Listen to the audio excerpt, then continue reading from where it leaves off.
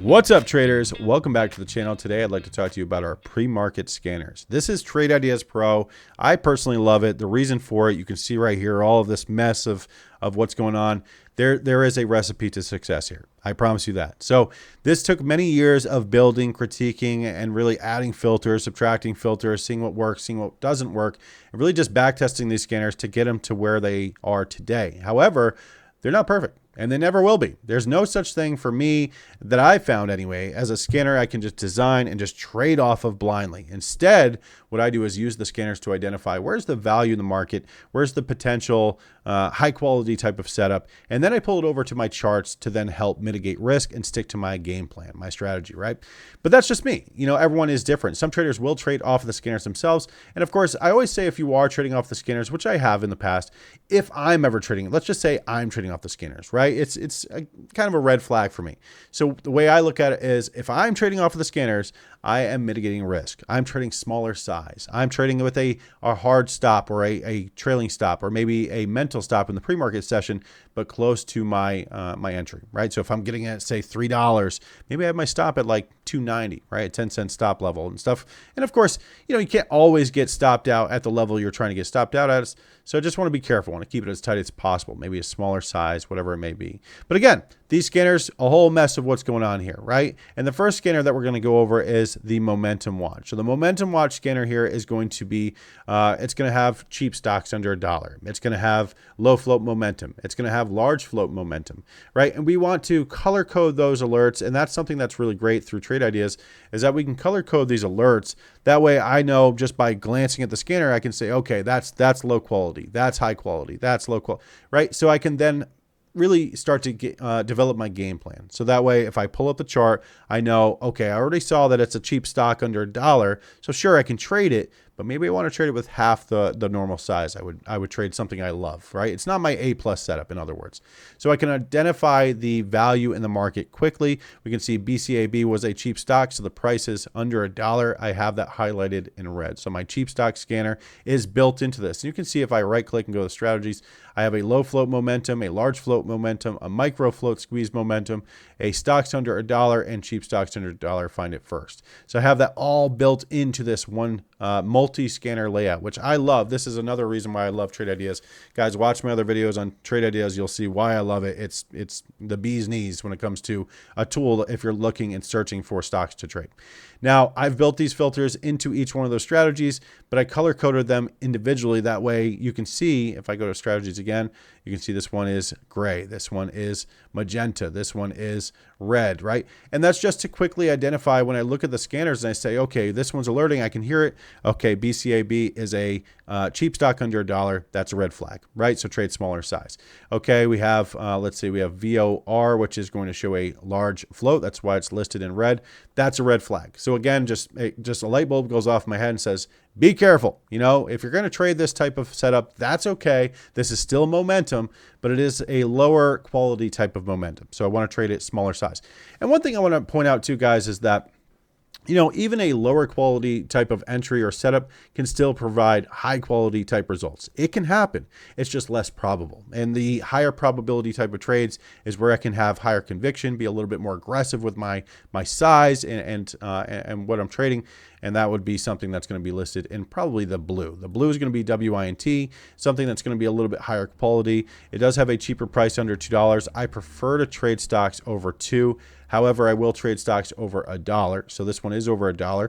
So this is listed in blue, and that's because it is a low float stock, 3 million share float, and it is a cheap stock, $1.35. On the right here, this is going to be my momentum only personal favorite. So if you're looking to follow along with me in the pre-market session, 9 times out of the 10, if I'm trading something aggressive, it's coming on this list first. So I want to make sure it's on this list. We're getting the volume. We're getting everything that's going to set up for us. We're getting the right float size. The price is in the right zone. You can see this one on WINT, the price is in red. And the reason it's in red is because, again, I like to trade stocks over $2. So my personal favorite means it's over $2. So I just want to be aware that, yes, this is high quality, but this is a lower quality compared to my A+ type of setup. And the reason for it is, again, we don't have the price over $2. So it is in green. So I just listed this one in green, just kind of stick out for me. Green's, my favorite color. It just is what it is. So green stands out for me. That's going to be my favorite setup. So if you're looking to follow along in the pre-market session, if you're watching these scanners Monday through Friday with us, green, that's what I'm looking for myself. Below that, we've got the momentum only. So this is very similar to the one above, where all three of these stocks are going to be, scanners are going to alert on momentum type of names. So we're looking for that momentum. We're looking for that high volume. However, there's different filters built into each. So not all will alert all at the same time. But this one, personal favorite, has a little bit more filters built into it. So it alerts less stocks. And the momentum only has, less filters built into it. So it will alert on more stocks. So that means something like this here, VOR on this list has a 39 million share float. That will alert on our momentum only. However, it will not alert on my personal favorite. And that's because directly of that float size. I want to see it under 25 million share float for it to be on this one above. We have micro floats. So micro floats are going to be under a million share float. And that's just going to move quick, guys. That one has a very small float, which means it has very little shares available for trading. So if you come in, if Joe Schmo comes in and places a, 5,000, 10,000, 20,000 share order, it can push that price around a little bit more than something with, say, 300 million shares that are available in the float size. So this float size being under 100 million share, under a million share float is extremely small. So something we want to be aware of. So again, just highlighting that in a different color just to be aware of that. Yes, this is a micro float. For me, it's a minor red flag, nothing crazy, but I will trade smaller size whenever I see that condition. Let's see, down below that, OSTX is on this list. I don't see it on this list as well, so maybe there was some filters just not met there. But this is a momentum scanner as well. So really, they're all going to be, the same thing. My best setups are going to be, they're going to be alerting on all of these scanners at the same time. So you're going to see the same name, just maybe it's WINT, but you'll see just flooded on all of these scanners, which means it's probably the most obvious stock and the one that I'm implementing our strategies on. Over here on the right-hand side, we have the Find It First momentum scanner. So this is going to be probably my most asked about scanner and the one that we've worked on the hardest. This has multiple strategies built into it, and we're going to have, this is something that's very, very valuable to me. But this is going to alert on scanners quickly, on alerts tickers. This is going to alert on tickers very quickly. So what we're looking for is to alert on this scanner first, pull it up on the charts, identify the value, and then these other scanners will let us know if there's going to be more value there. There's more volume and if it's picking up. So the Find It First momentum scanner, that's where it should, in theory, alert first, especially if it's a high quality type of setup. Alert there. Then from there, we're looking for it to alert on these scanners over here. So same thing. So if we see the same name on all four scanners, that's probably the stock that I'm trading at that time. Above that is the gap list. The gap list is going to be pretty self-explanatory.